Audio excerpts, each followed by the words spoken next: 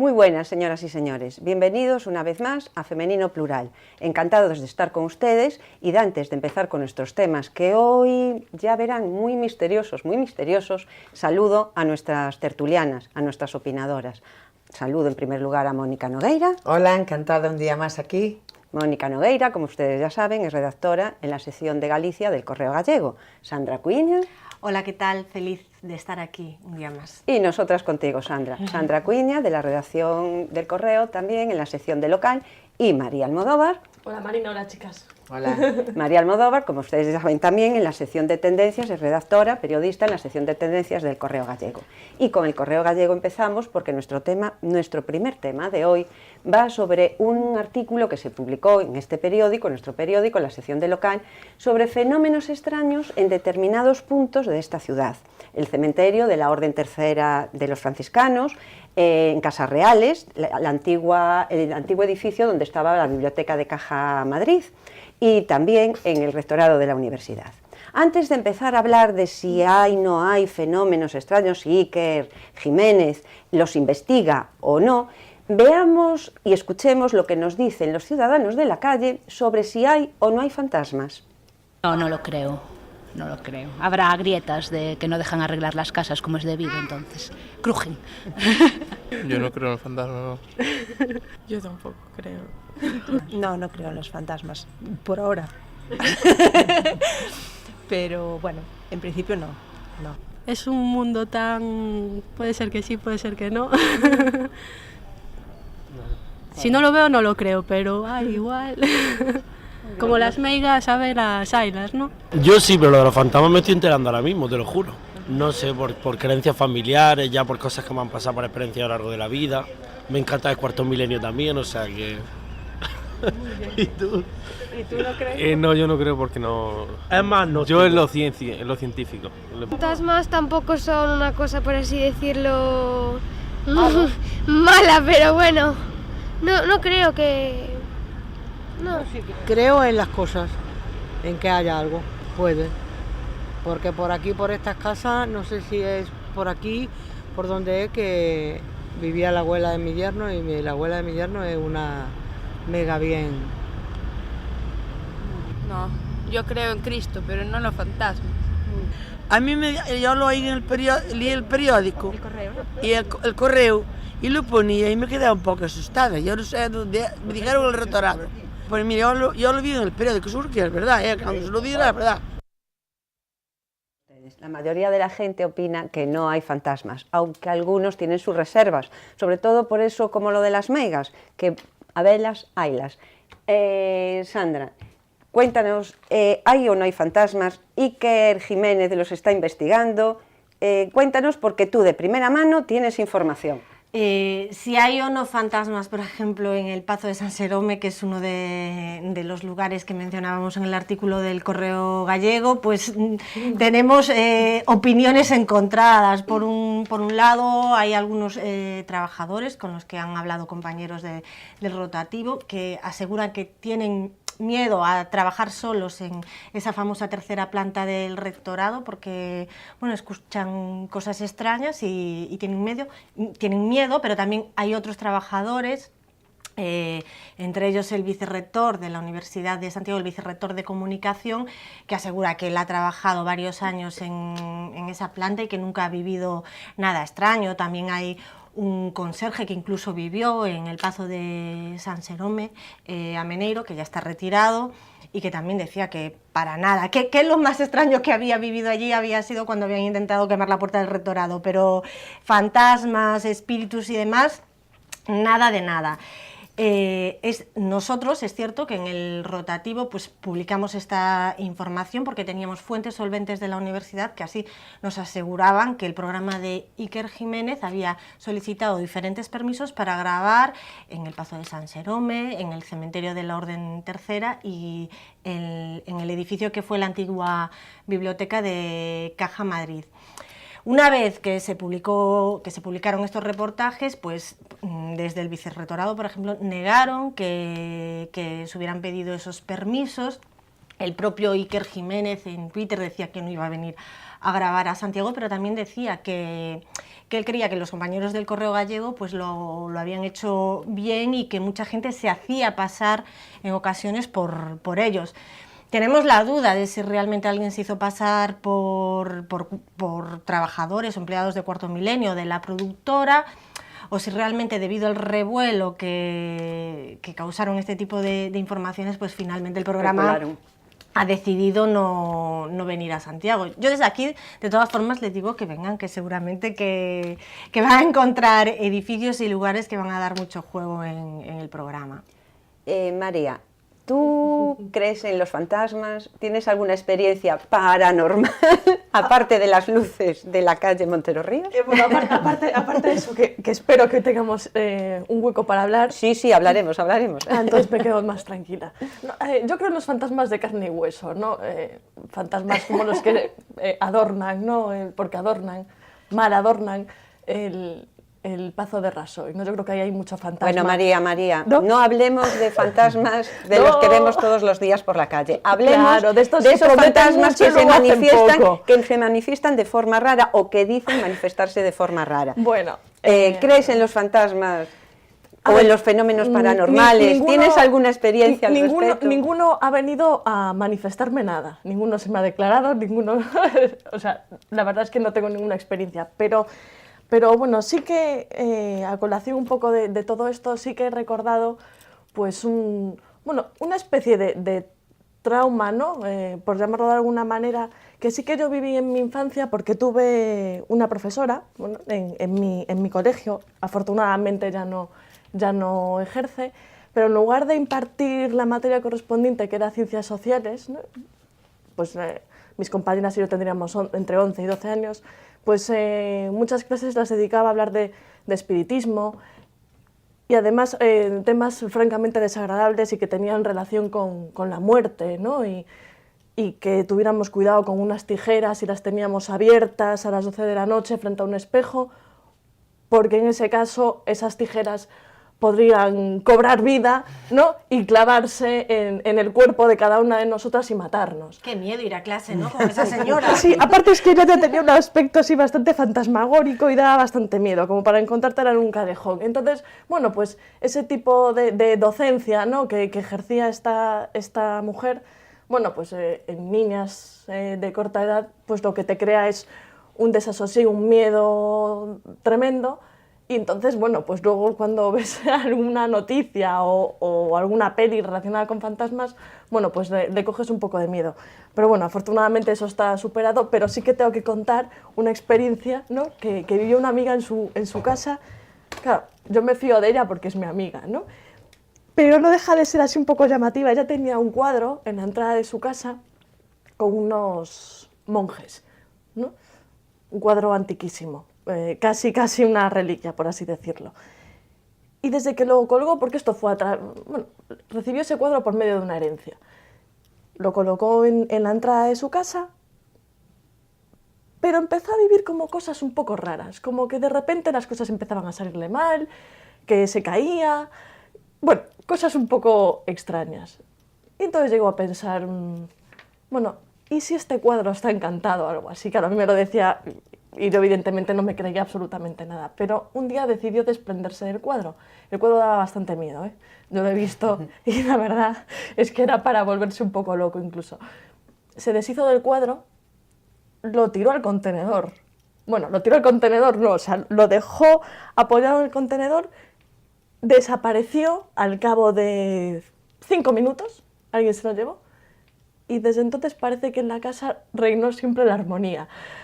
Claro, a ver, no sé cuánto hay de sugestión en ese caso, ¿no? Pero bueno, yo creo que efectivamente meigas, habelas, haylas, hay que respetar por si acaso, pero yo de todos modos no quiero hacer ningún tipo de experimento. Y sobre todo, respecto a estos posibles fantasmas que pueden adornar, que pueden habitar el rectorado, lo bueno sería que estas personas que afirman haber sentido miedo, haber vivido alguna experiencia de este tipo, que dijeran exactamente qué es lo que pasa. Porque claro, decir, no, es que hay cosas raras, es que No. Bueno, que Sandra, digan lo que ha pasado. Sandra creo que decía que había ruidos, que se Bueno, movían cosas. Aquí también hay ¿no? ruidos en Correo Televisión. Bueno, sí, pero son otro tipo de ruidos. No sé exactamente qué es lo que pasaba, pero sí, ruidos, movimientos extraños de objetos. Bueno, hay que tenerle respeto, pero yo como la verdad que personalmente nunca he vivido ninguna experiencia de este tipo, me cuesta creerlo, pero sí que es cierto que cuando escuchas a la gente contar que ha vivido ese tipo de experiencias te hace dudar, sobre todo dependiendo de quién venga. Mónica, ¿tú tienes alguna experiencia personal? Bueno, sí, mi experiencia personal, lo que pasa es que mi experiencia personal es de la adolescencia y como todas las experiencias de la adolescencia son como muy exageradas y con mucha autosugestión, supongo, en ellas, ¿no? Bueno, hablando del tema primero de Santiago, de lo que estábamos comentando, de si hay o no hay, yo creo que fenómenos paranormales hay. Paranormales en el sentido de que no te explicas muchas cosas que pasan, que no les tenemos una explicación, ya que sea producto de un fantasma o eso ya es otra cuestión, ¿no? Pero que pasan cosas que a veces no sabemos explicar por qué suceden. Pues sí, ¿no? Hay un montón de cosas, no sé si en el rectorado, dentro de la catedral, en el cementerio de tercero o incluso en Boisaca, vete tú a saber, ¿no? Pero bueno, a mí me hacía ilusión, fíjate, cuando empecé a leer todas estas cosas de que venía Cuarto Milenio, de que iban a hacer un programa sobre Santiago, sobre estas edificaciones que tienen tanto... Bueno, tienen tanta historia, sus muros, tantos años, que me gustaría que hicieran programas, aunque sea pues con protagonistas de fantasmas, me da igual, tienen ¿no? un encanto misterioso. Claro, tienen mucho misterio y esas cosas, ¿no? Bueno, yo creo que todos hemos vivido alguna vez alguna sensación extraña, ¿no? Eso de que parece que te susurre alguien al oído y no tengas a nadie. Eso de parece... Sí, ay, ¿no quita. Esa Yo no, yo debo ser sensación. de esas personas que no tienen esa Pues sensibilidad. yo sí lo he tenido muchas veces, sí, de tener es una verdad. persona detrás de mí, darte la vuelta, escuchar que alguien te llama y no haber nadie en casa y no te puede llamar nadie. Ese tipo de cosas yo creo que son cosas que incluso dentro de tu propia cabeza, ¿no? Y que no pasa nada. Yo, mi experiencia que os contaba de mi juventud fue que yo creo que estábamos estudiando o así, y un grupo de amigos, compañeros que estábamos en mi casa, y claro, la disculpa era que estudiábamos un examen, era por la noche, pero al final el estudio del examen acabó haciendo lo que después supe que se llamaba Ouija, que entonces era hacer espiritismo, y cogíamos una cartulina, escribíamos letras, poníamos un vaso encima, todos el dedo, y a preguntar cosas.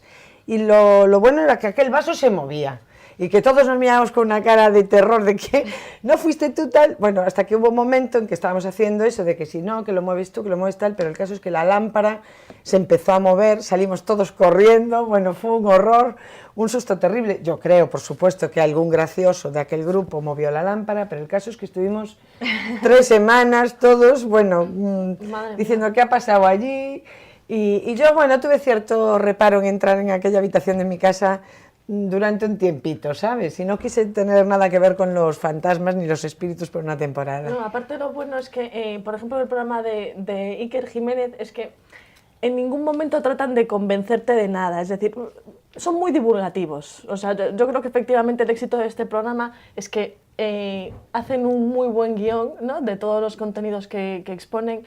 Yo no soy fan del programa, pero alguna vez sí que lo he visto.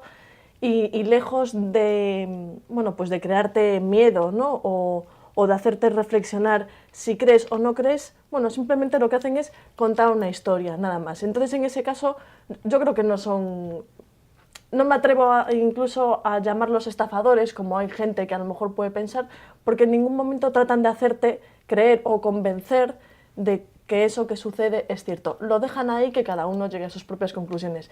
Y a mí sí que me gustaría que vinieran a Santiago porque sería un reclamo turístico y está muy bien. De hecho, ya han estado en Santiago ¿Ah, sí? grabando y ya han hablado de Santiago, en concreto de una casa que veíamos ahí que las vimos en las imágenes, la casa de López Pedre, que a mí es una casa que siempre me ha dado muchísimo miedo. Mira, no creo en los espíritus y demás, Ahora la vamos a volver a ver. pero sí que me ha dado miedo y es es de este escultor que además también hizo el palacete que está medio en ruinas en la finca do Espiño, que tiene exactamente los mismos motivos, y es que a mí tanto ese palacete como su casa, yo siempre que pasaba por delante de ella decía, Dios mío, esta es la casa del conde Drácula, porque es que tiene, tiene unos motivos muy, el toro muy alado tétricos, que llaman la si atención. te fijas también en todo, por ejemplo, los caños, ¿no? Todo, las gárgolas. Las gárgolas, sí, que nosotros en Santiago les llamamos así, y hay algunos que son verdaderamente terroríficos. Parecen como dragones, sí. Pero bueno, tiene su encanto, yo creo que... Sí, tiene su encanto, pero así con cierto repelús. Sí, pero como decía María, que yo creo que sería un reclamo, bueno, si ya tuvimos la juerga con los jabalíes, ahora tener la juerga con los fantasmas, pues también está bien tener este tipo Ahí de... Ahí está la casa de la que comentábamos, y era que había algún mensaje oculto en todas estas... Sí, porque dicen que se podía albergar, que albergó incluso la sede de una secta o algo así. Sí, incluso ¿no? que había referencias masónicas, una serie de cosas. La cuestión es que la casa es muy significativa, muy llamativa, y es otro reclamo para esta ciudad, claro, como habíamos comentado. Pues chicas, si con los fantasmas acabamos, cambiamos de tema, pero si tenéis alguna anécdota más solo o quiero hacer una algo, precisión sobre algo que comentaba María, de que si los funcionarios, ¿no?, que estaban en el rectorado y que presenciaban esos fenómenos, porque no salían a contarlo y a explicarlo, porque yo creo que hay cierto tabú, y normalmente cuando cuentas algo así es imposible que no salgan diciendo, bueno, ya está el loco de turno con este tipo de historias. No, yo creo que es comprensible que no... Que fueran más precisos, no digo que dieran la cara, pobres, que yo no, o sea, yo no la daría, o sea, yo sí trabajo en el rectorado y vivo ese tipo de experiencia, no voy al Correo Gallego a decir, no, es que me ha pasado esto, apareció este fantasma y me dijo 4 cosas, ¿no? Pero bueno, sí que lo haría llegar de alguna manera. También hubo un vídeo, una grabación de lo iba a comentar ahora, bueno, a raíz de, no sé si a raíz de esto ya se había grabado incluso antes, pues salió un pequeño vídeo como haciendo la gracia y dándole el toque de humor, ¿no?, a toda esta noticia, una persona debajo de una sábana diciendo soy el fantasma del rectorado, que también hay mucho a hablar, y yo creo que al final, bueno, esto hay que tomárselo con Bueno, el fantasma de la sábana ya es estupendo, ¿no? Sí, sí. Esto hay que tomárselo con humor, ha dado mucho que hablar y no hay que sacarle tampoco más. A lo mejor hay un punta. funcionario como mi amigo en casa, ¿no?, que es el chistoso que anda cambiando los expedientes de sitio. Y claro, puede ser. Y bueno, tendrá algún que otro de verdad asustado con lo que pasa, como tú cuando tu profe... Igual. Pues no, igual, sí. Y es que aparte, por ejemplo, claro, que cuando hay personas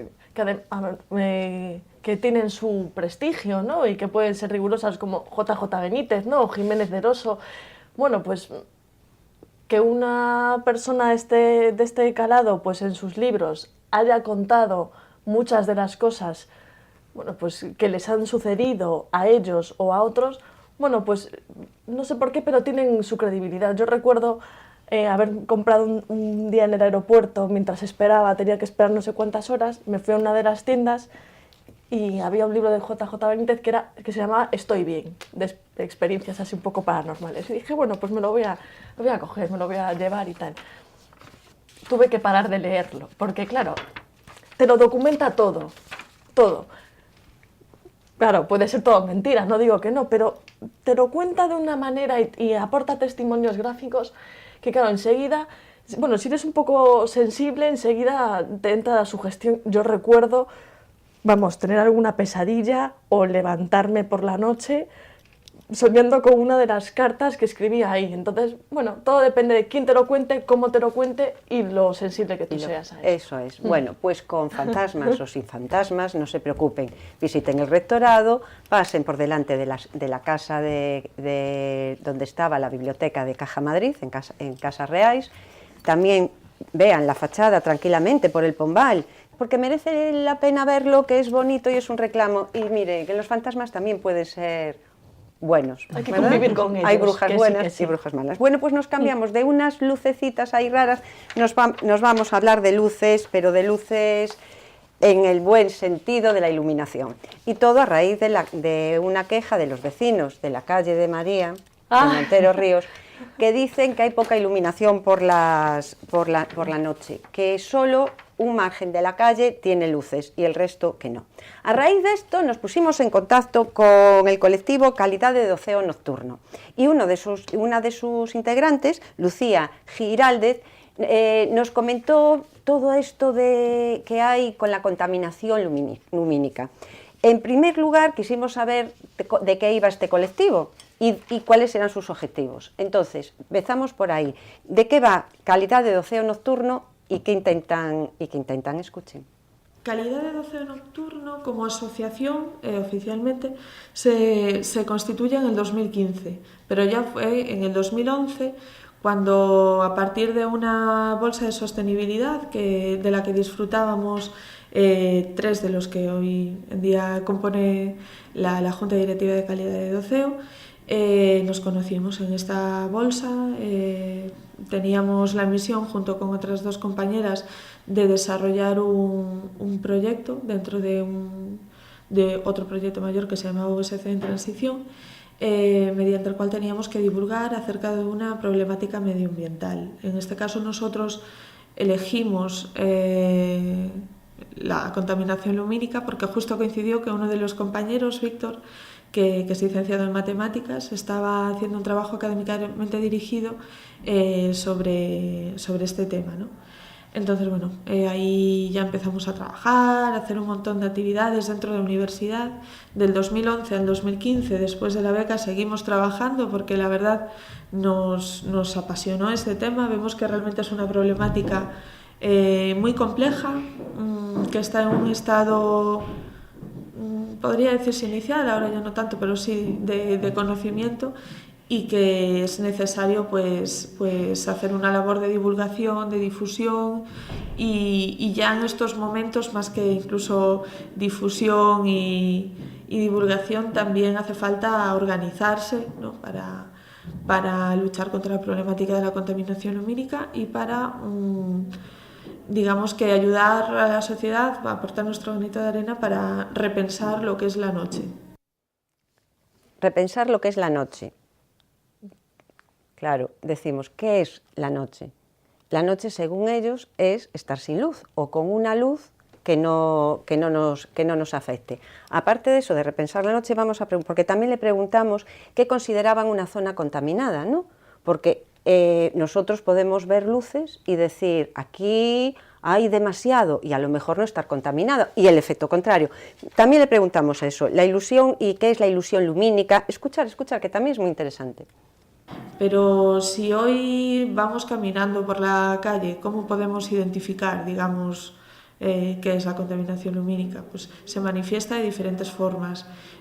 Toda la luz que podemos ver en la calle, que está iluminando hacia arriba, que no está iluminando hacia donde debería iluminar, está contaminando, porque se está perdiendo, digamos, hay una dispersión lumínica de la luz que va hacia el cielo y que, entre otras cosas, pues nos inhibe de poder disfrutar del cielo nocturno, pero no solo eso, sino que también afecta pues a fauna, a animales, a la seguridad, a muchos sitios, ¿no? De luego, por otro lado, produce también el efecto de deslumbramiento. Cuando una luz nos deslumbra, también provoca problemas, por ejemplo, en las aves nocturnas, ¿no?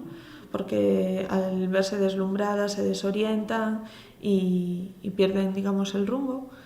Luego también está la intrusión lumínica. Yo estoy segura que todos en nuestras casas, sobre todo aquellos que viven en ciudades, ¿no? En el momento en el que abren una ventana en el salón, por ejemplo, y apagan todas las luces, estoy segura que pueden hacer muchas cosas en esta estancia, ¿no? De hecho, es algo que se puede aconsejar realizar como prueba para ver si realmente pueden sufrir de intrusión lumínica en sus casas o no.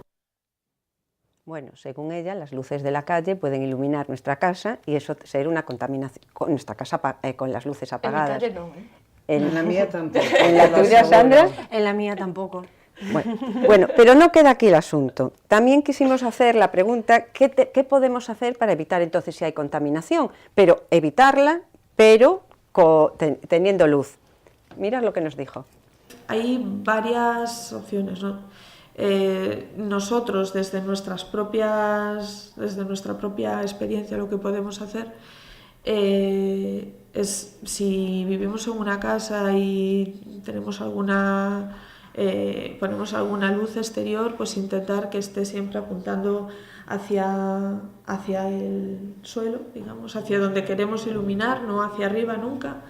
Intentar que la bombilla esté dentro de la lámpara, ¿vale? Que no, normalmente a veces en las farolas se ponen unas pantallas que además no dejan pasar del todo bien la luz porque son un poco opacas, ¿no? Entonces la luz tiene que ir directa desde la bombilla hacia abajo. Luego, dentro de nuestras casas también tenemos contaminación lumínica, y no me refiero a la intrusión, sino me refiero a cuando estamos en nuestras casas, en la habitación, con la luz apagada y con el teléfono móvil viendo las últimas actualizaciones de Facebook. Eso es contaminación lumínica, eso nos está afectando nuestra salud porque está produciendo una disrupción de los ritmos circadianos, que es nuestro reloj biológico. Le estamos diciendo, cuando tenemos las pantallas del teléfono delante de las caras, que es de día, que nos tenemos que poner en pie para ir a trabajar, y eso provoca que no descansemos bien, así como otros efectos en la salud. Ya ven, afecta a los animales, a las plantas, al ecosistema y a nosotros, incluso a nuestra salud, según ellos, ¿no? Pero hay lo principal de todas estas declaraciones está en lo siguiente, que enlazamos con la calle de Montero Ríos y las luces. Una de las preguntas fue, nosotros podemos considerar que la calle está mal iluminada, porque no vemos. ¿Puede que eso se haga para evitar la contaminación lumínica? Hay otros factores. Puede ser que nosotros percibamos que está poco iluminada y en realidad esté iluminada perfectamente. Y eso pasa así de veces. O sea, aquí tenemos, una percepción como casi que cuantas más luz, además, es sinónimo pues de seguridad, y no es así realmente. Cuanta más luz, si alguien te quiere hacer daño, te está viendo igual que tú puedes ver otras cosas. Y se puede esconder sin que tú lo veas, y él te está viendo igualmente.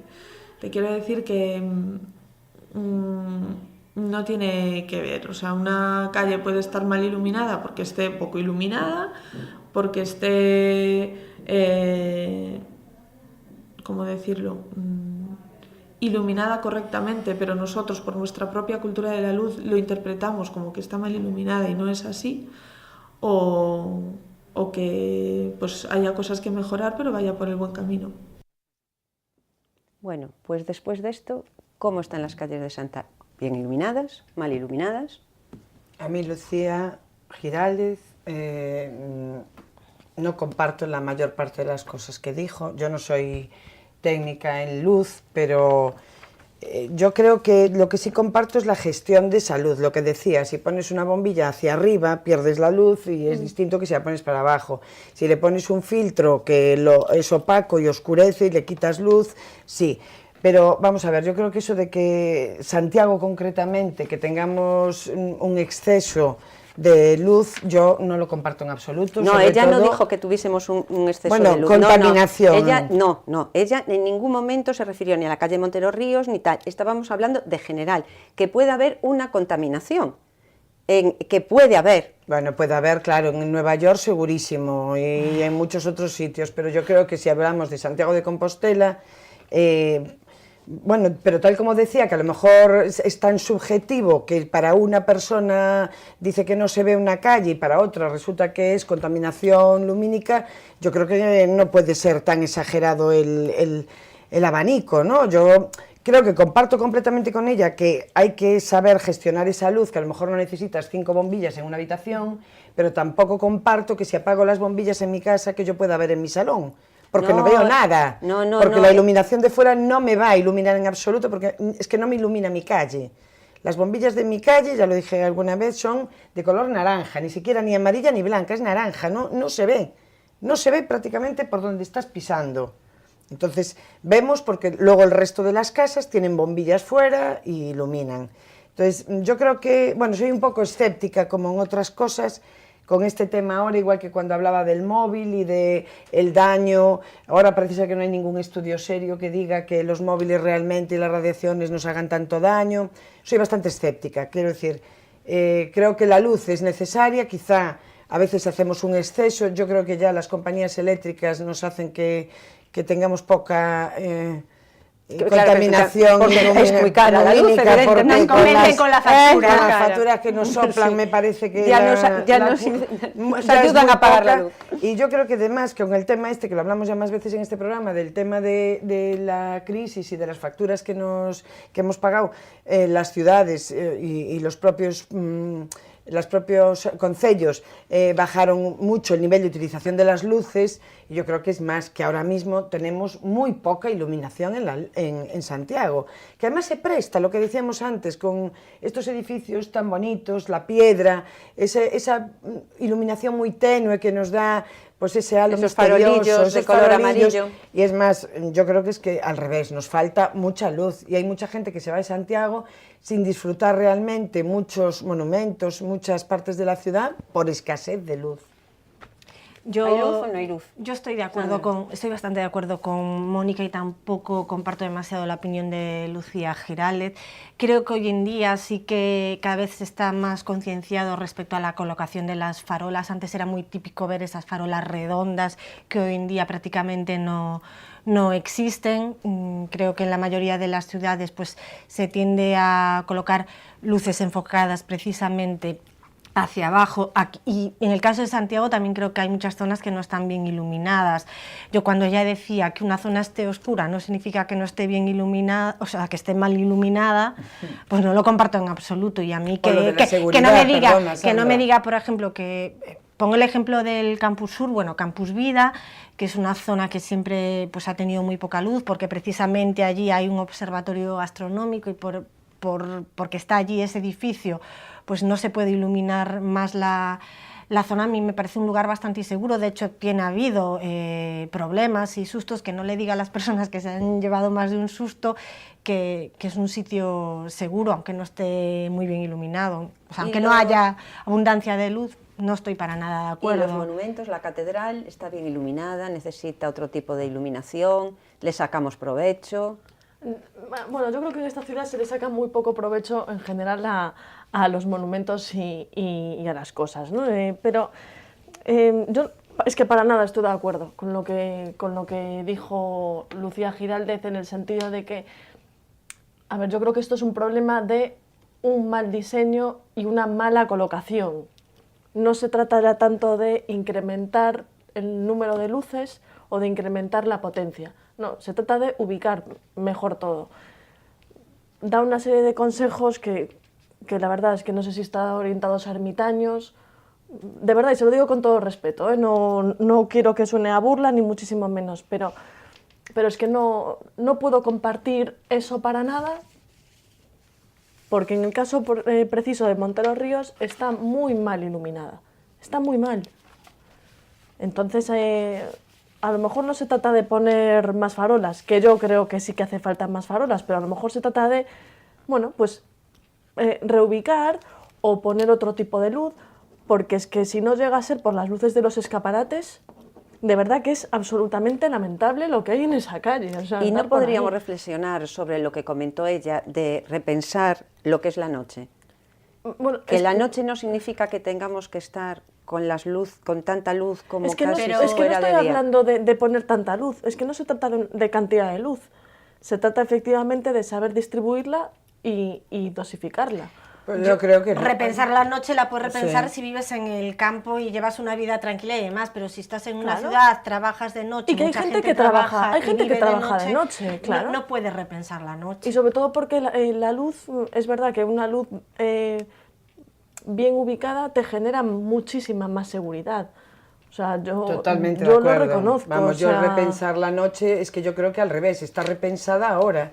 Antes era mucho más inseguro andar sin luces por la calle. Yo creo que ahora que tenemos que hacer los esfuerzos y que estamos continuamente haciendo esfuerzos en llevar, por ejemplo, una de las cosas, las zonas más rurales de Galicia, de las primerísimas cosas que les piden es que lleven una buena iluminación, ¿no? Pero es que el rural, no es por nada, pero yo por lo menos el rural que conozco está fatal iluminado. Es que da miedo. Y están pidiendo continuamente, por miedo. ejemplo, aquí en Santiago, en los alrededores, en las zonas, piden que por favor la gente que vive allí, que quiere ir andando, moverse por su casa, que tenga unas farolas en condiciones, es lo que se pide siempre, ¿no? O sea, yo creo que, a ver, no sé si a lo mejor la ignorancia que podamos tener sobre el asunto, esta estudiosa Lucía Giraldez pueda decir, Dios mío, qué barbaridades están diciendo. Puede ser que haya una parte que tiene toda la razón, que a lo mejor hay abusos de luz en determinados momentos, ¿no?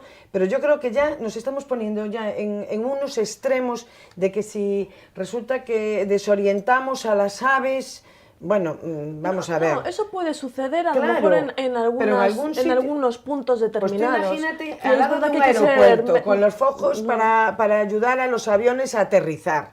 Pues tienen que, allí sí seguro que hay una contaminación acústica muy importante. Lumínica. Lumínica, perdón, ya bueno, acústica también en este caso, pero bueno, sí, efectivamente, gracias Sandra, lumínica.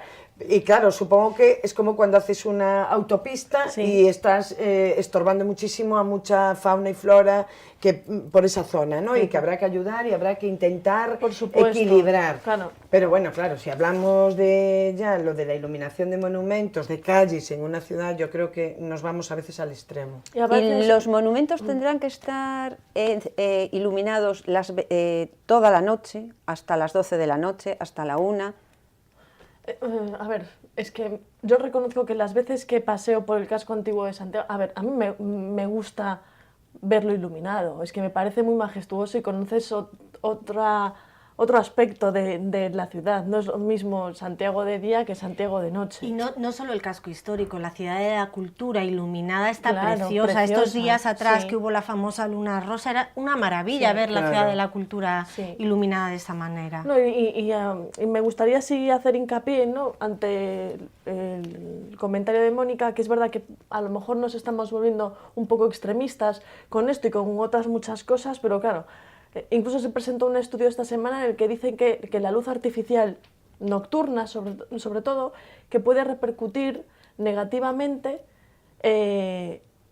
o puede alimentar, por así decirlo, enfermedades que tengan que ver con las hormonas, que hay algunos tipos de cánceres que se pueden desarrollar y manifestar por esto.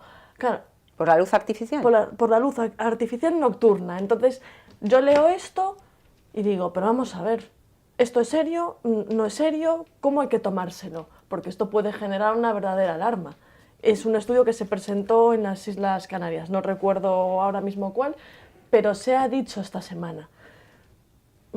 ¿Es serio, riguroso? La luz artificial dice que puede incrementar el cáncer de mama o de próstata. Que a lo mejor dentro de 3 días sale otro estudio que dice precisamente lo contrario, porque vivimos en un mundo en el que nos vuelven locos. Pero es que se dice tan alegremente y de manera tan gratuita que no sabes hasta qué punto eso puede ser verdad o no, porque claro, dicen que influye, ¿no?, con la hormona del sueño, con la melatonina y que, claro, que es la que nos ayuda a descansar y a dormir, y que precisamente si nos vemos expuestos durante la noche a mucha luz artificial, no descansamos lo suficiente, con lo cual eso puede conllevar una serie de enfermedades como Bueno, yo creo que esta. eso, lo que tú dices lleva también mucho tiempo. Yo, por ejemplo, que siempre fui una miedosa y lo de la oscuridad total me daba muchísimo miedo y dormí siempre hasta... me casé, me tuve que adaptar también y permitir que durmiéramos los dos, pero siempre con una luz, no un foco de encima de la cara, pero sí con algo de luz, no esa oscuridad total. Y no me pasa a mí, le pasa a muchísima gente. Sí, hay mucha gente que no es capaz de dormir con la persiana totalmente bajada, que tiene que dejar unas rendijas de luz. Que Cuando no te sé. sentiste arropada ya dejaste... No, básicamente que vi que el otro pobre no pegaba ojo y le molestaba muchísimo, ¿no?, porque éramos pues el día y la noche, todo lo contrario.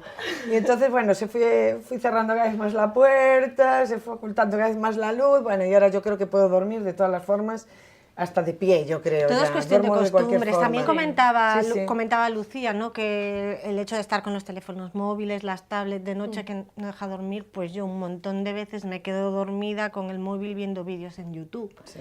Entonces, no sé, todo es relativo. Claro, pero a lo mejor tu descanso piloto... no va a ser el mismo que si te vas a la cama con todos los móviles me despierto apagados. perfectamente pero luego descansada. tienes que si el piloto rojo de la tele, que si tienes el router del wifi y que está ahí en plena discoteca y las lucecitas. Claro, entiendo que sí que evidentemente eso pueda afectar a nuestro descanso, ¿no? Pero bueno, a ver, yo creo que hay que distribuir mejor la luz. Bueno, lo que está claro es que estamos rodeados de luces por todas partes, de día, de noche, y con el descanso y sin descanso. Pero bueno, lo que sí está claro es que por la noche tenemos que ver si vamos por las calles y que nuestros monumentos evidentemente lucen, aquí sí que está bien el término, mucho mejor si tienen una buena iluminación. Respetemos, eso sí, la contaminación lumínica y que no vengan de un lado y de otro con proposiciones, con propuestas, que si esto es bueno, que si esto es malo. A ver si nos aclaramos de una vez y eso, que veamos bien. Y ya, o con otra cosa de ver bien, nos vamos con los tramos últimos del camino que la Consellería de Infraestructuras de la Xunta los va a arreglar. Tiene un presupuesto de casi 5 millones de euros para arreglar y evitar que este camino sea malo en el sentido de inseguro, y también que el entorno sea agradable y bonito. Y no solo el tramo final del camino, hay una zona del camino dentro ya del concello, en el propio concello, que también necesita arreglo. ¿Sabéis si esto se va a arreglar? ¿Cómo está? Sí, el alcalde de Santiago ya ha explicado que van a tomar cartas en el asunto y que van a arreglar los itinerarios más conflictivos en la entrada de Santiago, por ejemplo, el camino portugués, por la zona de Conxo. De hecho, pues hace unos días yo ya veía unos operarios pues tapando una serie de pintadas que hay bajo un viaducto, que eran unas pintadas enormes. Bueno, por desgracia, los grafitis están por todo Santiago, ya lo hemos comentado aquí en este programa, y también en el Camino de Santiago. Y también van a realizar actuaciones en el Camino francés y en el Camino inglés, sobre todo para que sea más seguro y también más vistoso, porque hay zonas, feos, ¿no? Hay tramos que son muy feos. Se me viene a la cabeza, por ejemplo, el Camino francés a su paso por Concheiros. Pues no es la imagen más bonita que se pueden llevar los peregrinos, ¿no?, al llegar a Santiago. La zona del Polígono del Tambre. Sí, hay diversas. O sea, la verdad, va a sonar esto muy, muy duro, pero yo creo que lo que es las entradas a Santiago por los diferentes itinerarios del Camino de Santiago dejan bastante que desear, y espero que este plan que se va a poner en marcha sirva para decentarlo y para dar la imagen del camino que se merece. Ojo, esto es en el tramo final del camino antes de entrar en Santiago. Sí. Una vez que estamos en Santiago ya es competencia del ayuntamiento, pero bueno, parece ser que hay buena sintonía entre ambas administraciones, entre la Xunta y el Concello, para intentar que los caminos estén bien adecentados. Yo ahora que comentaba Sandra lo de la imagen, que es cierto que hay zonas que podrían darle ayudas, no sé, para mejorar estéticamente, ¿no?, la entrada y esa visión de llegar a Santiago. Me llama mucho también la atención las imágenes que estábamos viendo de los cruces, cuando el camino cruza una carretera. Yo creo que... La mala señalización y los tramos peligrosos. Sí, precisamente yo creo que a ver si se meten de verdad, porque hay en zonas que sí lo han hecho, que han hecho pasos subterráneos, o ahí, por ejemplo, hacer una pasarela. Estamos viendo imágenes, en este caso hay un policía que está civil, sí, cerrándole el paso a los coches y permitiendo el paso de los peatones con mayor seguridad. Yo creo que viendo que siguen incrementándose el número de caminantes y que cada vez llegan más y más peregrinos, esas zonas, estos pasos tienen que estar definitivamente solucionados, esa peligrosidad. O bien por un paso subterráneo, o bien por una pasarela por encima. O marcado en la carretera, como Camino de Santiago, claro, paso bueno, del Camino por de supuesto, Santiago, eso ya debería de estar marcado. Lo que tú dices, igual que un paso de peatones en mitad de la carretera y con señales 1 kilómetro antes avisando de que por ahí se van a encontrar a gente cruzando la carretera, porque realmente son cruces muy peligrosos, aunque sea en mitad de una recta. Es cruzar por el medio y medio de una carretera, ¿no? Yo creo que eso hay que evitarlo, que hay que hacer o pasos subterráneos o pasarelas y, por supuesto, en las carreteras muy bien indicadas. Y yo añadiría algo más, que igual a algunos le parece una utopía o imposible de hacer, pero igual que muchas veces se hace un carril bici o tal, yo incluso en esos tramos por los que el camino va por la carretera, pues haría una especie de carril del peregrino, o sea marcaría el Camino de Santiago. Creo que tendría que hacerse y que el camino se lo merece. Totalmente de acuerdo. Sí, estoy totalmente de acuerdo, y aparte celebro pues ese entendimiento, ¿no?, entre Xunta y Ayuntamiento de Santiago. Creo que eso es muy bueno, nos repercute a todos positivamente, no solamente a Santiago, sino también a Galicia. Y yo no puedo hablar mucho de este tema porque como no he experimentado esos tramos del Camino de Santiago, pues probablemente si los anduviera podría decir, pues efectivamente aquí hay este problema, hay este otro, pero bueno, me gusta que de cara al Año Santo de 2021 estén acometiendo todas estas reformas que son necesarias y sobre todo para velar por la seguridad. Y en cuanto a la señalización, pues efectivamente que lo señalicen bien, no como Duarte con... Ya saben ustedes, no tengo que decir qué pasa con las señales de preferencia peonil, pero eso, que lo hagan bien y bueno, pues que los peregrinos sigan disfrutando del camino y que sobre todo que se sientan seguros una vez que llegan a la ciudad y que estas entradas sean más bonitas, no solamente para los peregrinos, es que muchos turistas que vienen en coche, en función de la entrada, cuidado, porque hay cada una bastante horrorosa. Bueno, pues esperemos que cuando los peregrinos lleguen a nuestra ciudad se encuentre que el camino está bien señalizado, en buenas condiciones y que es seguro. Y lo del entorno, lo que decías tú, sin Sandra, barreras, y sin barreras. Eso es. Y lo que decías tú, Sandra, esperemos que también el entorno lo pongan bonito, porque hay alguna entrada que realmente deja mucho que desear.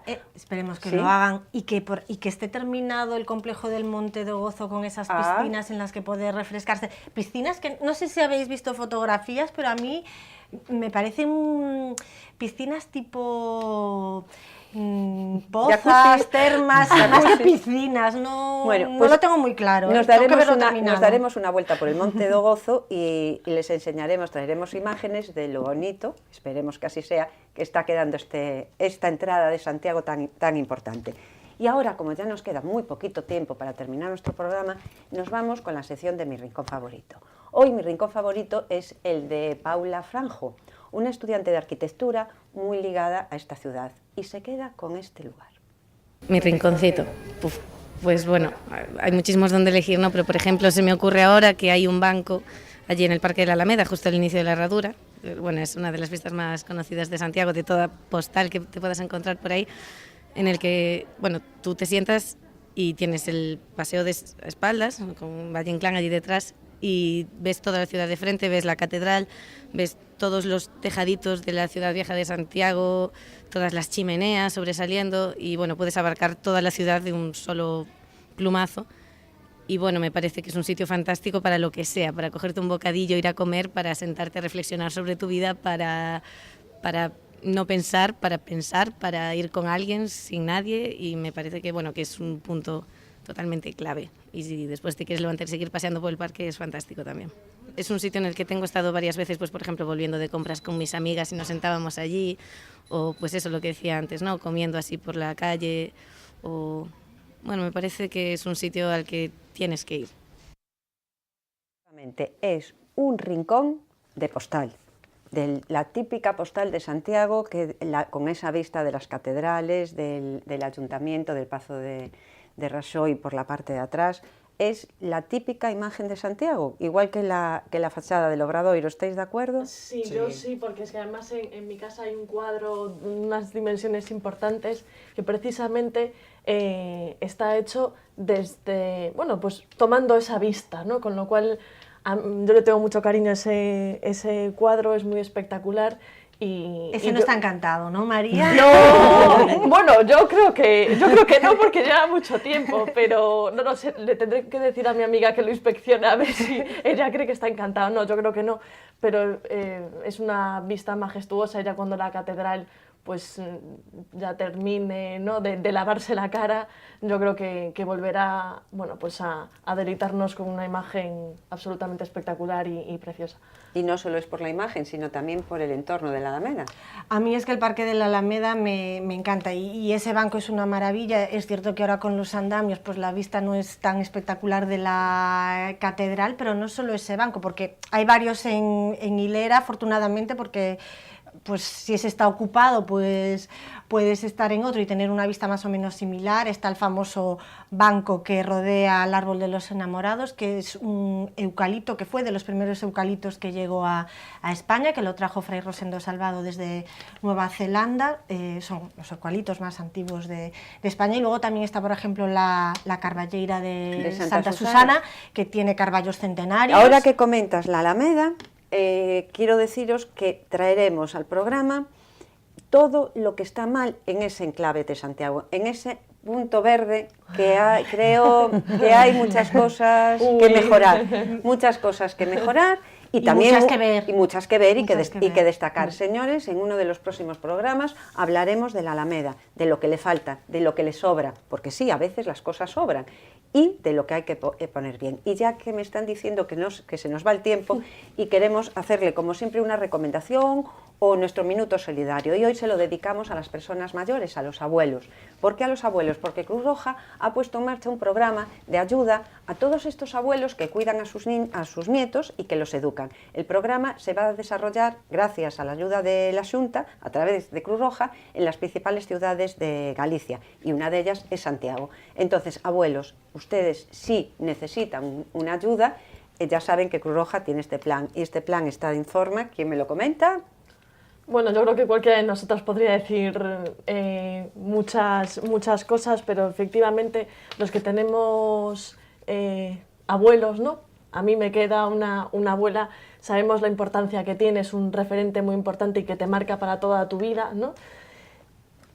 Y es que ahora los abuelos del siglo XXI son nuevos padres. ¿Qué harían muchas mujeres si sus padres no cuidaran de los niños? Porque gracias a los abuelos se puede conciliar.